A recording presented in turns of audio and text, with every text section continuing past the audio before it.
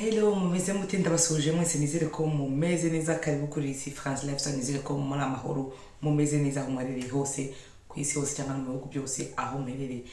uri mushyashya turakwakire karibu kuri isi France Lifestyle ikaze hano burese arisanga kutarakora subscribe kandi kugira ngo ibiganiro nawe bijye kugera rwose ntukajye ucikana. Munsi ntabwo mfite ijwi rimeze neza amaze iminsi mfite ijwi ritameze neza muranyihanganira ariko ntabwo ribuze kumbuza kuvuga cyangwa kumbuza kubagezaho utuntu tw'ubwenge rwose.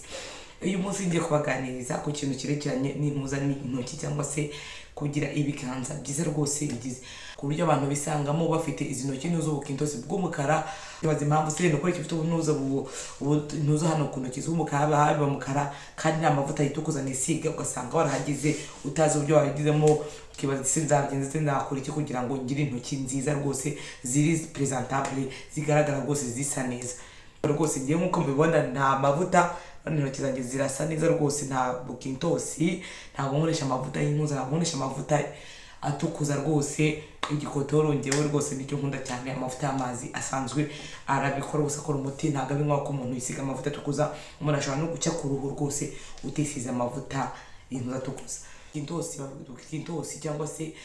farange zikaza zarabaye umukara bishobora kubaho mu buryo bubiri ushobora kubigira mu buryo bubiri butandukanye kandi bigaterwa n'intuza bikaza kugira mu buryo bitandukanye. Icyo cyambe ntuza bwa mbere buryo bwa mbere ushaka kujya muri farange mu buryo buri naturel cyangwa se mu buryo naturel bitewe n'ibyo ukora bitewe n'intoki cyangwa se uburyo bwa kabiri ushaka kugira ubuntuza bw'umukara ku ntoki wisize amavuta ya hydroquinone cyane ariko ntabwo vuze n'abantu bose mu mavuta ya hydroquinone barabugira bihwana n'uburyo intoki zawe cyangwa se uburyo witaho intoki zawe zitaho. Hari abantu bisiga amavuta rwose ya hydroquinone ubuntu ntibabuzane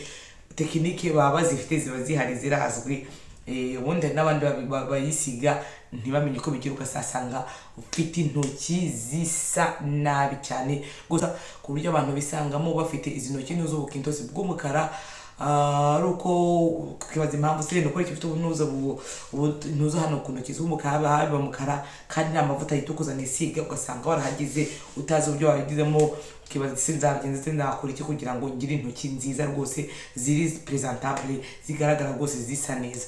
rwose ngiye nkuko mbibona nta mavuta intoki zanjye zirasa neza rwose nta bukintosi ntabwo nkoresha amavuta y'intuza ntabwo nkoresha amavuta atukuza rwose igikotoro ngewe rwose nicyo nkunda cyane amavuta y'amazi asanzwe arabikora gusa akora umuti ntabwo ari nk'uko umuntu yisiga amavuta atukuza umuntu ashobora no gucya ku ruhu rwose utisize amavuta y'intuza atukuza. Ikintu cya mbere gishobora gutera intuza kugira ubunuza bw'umukara mu buryo utasize amavuta y'intuza amavuta arimo hydroquinone. Ikintu cya mbere gunuza ano ma produit dukoresha dukora vaisselle twoza ibyombo rwose cyangwa tumisa ibi bintu ano ma produit intuza zino dukoresha amasabune dukoresha abakoresha mu bintu biri chimique za vinaigre n'ibiki byose urabona umuntu afite uruhu roroshye umuntu ashizemo intoki byangiza uruhu. Ano ma produit dukoresha dukora ntuza twoza muri douche twoza ama baignoire cyangwa se ama lavabo ni nama produit abari produit chimique n'ibintu byinshi bivangavanze bishobora kugenda byangiza uruhu rugatuma ruguma cyane. Ikindi kintu gitera kuzana ntuza buno buntu bw'umukara ku ntoki iki cyo manza nacyo kibanze amazi ashyushye gukora ntuza abantu dukunda gukora vaisselle dukoresha amazi ashyushye amazi ashyushye y'intoki umva amazi ashyushye gukora vaisselle ejo rimwe ushiduka buno buntu ushiduka intoki za hano habaye umukara buno ubu ngubu amazi ashyushye yica intoki bano bakunda gukoresha vaisselle ntago bambaye byica intoki cyane uko urabona uyu muntu nyine amasahani hano tugisha amazi ashyushye ariko n'ubu gukora vaisselle ntago wambaye ugakoresha amazi ashyushye byica intoki uzasanga intoki zawe zaragagaye cyangwa ziri ntuza zarumagaye uzajya wibaza impamvu intoki zawe zumagaye. Amazi ashyushye nayo yica intoki ibibazo n'amazi ashyushye urukora vaisselle ugakoresha n'izo produit ziri chimique zino produit dukoresha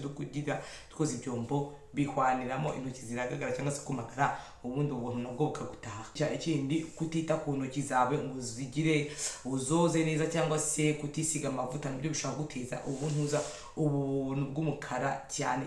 Ikindi kudasiga intoki hari abantu amara gukaraba bakisiga neza ushobora no kuba wisize neza ku mubiri rwose ukoza gusanga intoki zawe ntiwazibagiwe cyangwa se nk'abantu bakaraba bakibagirwa koza nabwo urana ukuntu umuntu ashyiramo amaga rwose ari koga agakaraba akarangiza ubundi gakazumutsa intoki wibagiwe nazo kuzoza neza ngo zigire rwose. Ikintu cya mbere tugiye kurebera hamwe uburyo wafata neza intoki zawe zikazimeze neza rwose, ubu buntu bw'umukara bukabwirinda ku buryo urazi ko nimba uzi ko nta mavuta wisiga tukuza ubuntu rwose ntabwo bakwiye kuba ufite. Ahanini abantu babugira n'abantu bakunze kuba bisiga amavuta atukuza, ariko niba ntabwo uzi ko nta mavuta itukuza afite ubuntu ntabwo bakwiye kukurangwa. Ikintu cya mbere ugomba gukora, icya mbere ni ukumenya tekinike, ukamenya tekinike ugomba gukoresha.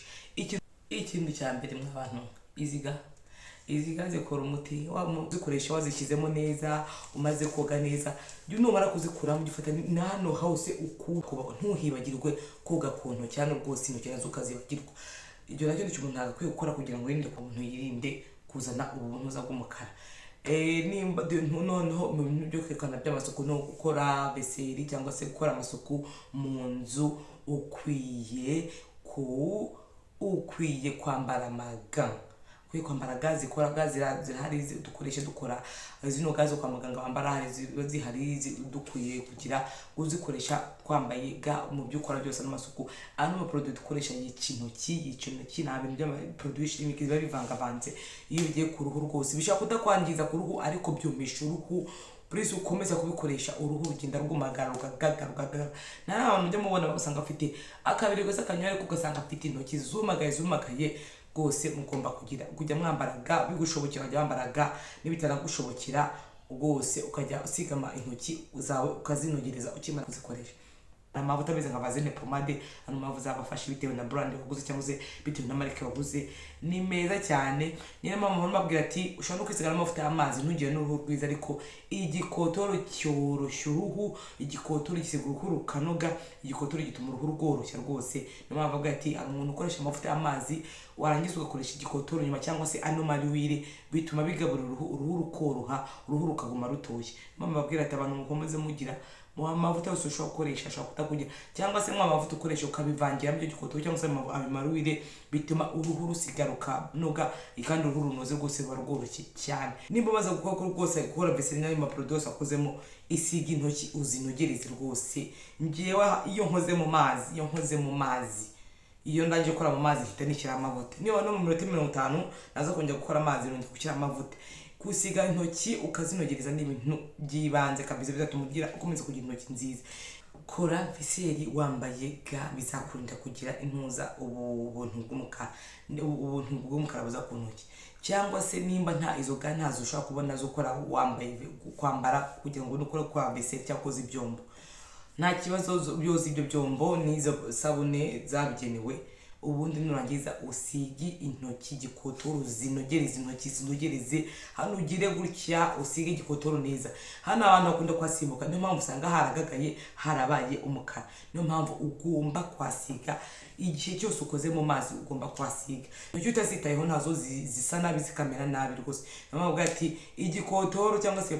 pomade vaseline ntabwo ihenze cyane, abantu bakwiye kubikora cyane. Uko ukoze mu mazi warangiza kozwa cyangwa se wamaze koga cyangwa se umaze gukora amasuku mu rugo cyangwa se umaze koza ibyo byombo, ugomba gukaraba intoki neza ubundi ukisiga, cyangwa se ugakoresha n'amavuta yabugenewe, amavuta y'amabrand ba marke nyinshi zitandukanye ushaka kuzikoresha. Ariko njye nabonye nta difference nini cyane. Hano njyewe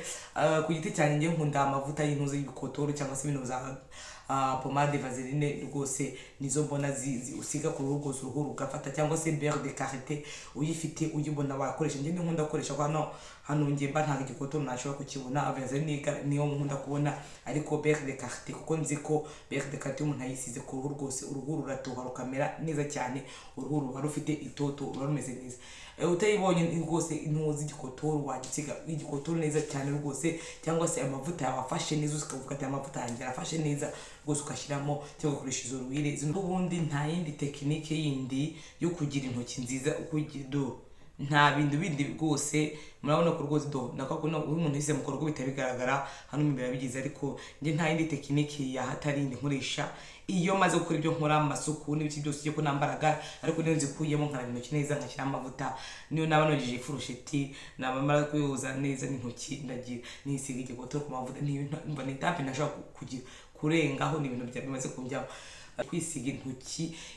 uko umaze gukora mu mazi kamivuga uko umaze gukora mu mazi uramaze gukora mu rwose ugomba kwisiga intoki neza ukagira ugafata ugashyira amavuta neza igikotoro ukagira gutya nibagiwe kugira gutya kugira ngo abona hano rwose hari umubiri ugize ugira gutya uvange neza gutya ni ibintu biri simple ni ibintu byoroshye ibintu rwose amavuta y'ikotoro ahendutse kwisiga igikotoro gutya ni ibintu byoroshye cyane nimba waramaze kwagirika nkubwire nimba waramaze kujya hano mu mukara tangira uko uzajya umara gukora mu mazi usige mu byumweru bibiri kuko Imana uzajya uyaplika buri gihe uko ukoze mu mazi kugira ngo urinde kugira intoki zumagaye cyangwa zigire ubuntu buzi iyo zumagaye ubuntu burahaze ugomba gushyira amavuta bikore gutyo buri munsi mu byumweru bibiri uzabambwira intoki uzafate ifoto avant na après cyangwa before after uzabambwira numara kubona iyo foto uzabambwira uzagira nyuma y'ibyumweru bibiri niba ubikora buri munsi usisiga igikotoro neza ukahanugiriza ku ntoki uzabambwira uzabona bizashira utarinze kuvuga ngo ushaka ngo isabune zikeshe zose ahubwo nizo uzagutera ibinuza byinshi ushobora kugira intoki nziza rwose mu buryo buri naturel utarinze ugira n'ubwo rwose nta n'intuza rwose n'inzara nashyizeho urumva rwose ugomba kugira gusiga ukinugiriza intoki ukazunagiriza nta yindi tekinike ko iyi video hari icyo kwigisha hari icyo kugufasha rwose nta bintu birenze nta tekinike ubundi nta bintu birenze ahubwo kumenya tekinike kwisiga uruhu iyo usize uruhu rumera neza uruhu karusiga neza urukanugiriza niba uzi kutisiga amavuta rero atukuza nta yindi tekinike ni igikotoro vaseline pomade ubundi uzabambwira ko rwose bizahindura icyo bihindura rwose cyangwa se n'umunsi birenge rwose nta yindi tekiniki cyane no gusiga uruhu rukanogereza mwakoze cyane gukomeza kureba ibiganiro bya Risi France Lifestyle nkomeje kubagezaho mukomeje kunkurikirana rwose ibiganiro byinshi birageraho by'ubwenge muri rusange ubuzima muri rusange hanini twakomeza tukungurana ibitekerezo mukore subscribe kutarayikora ciao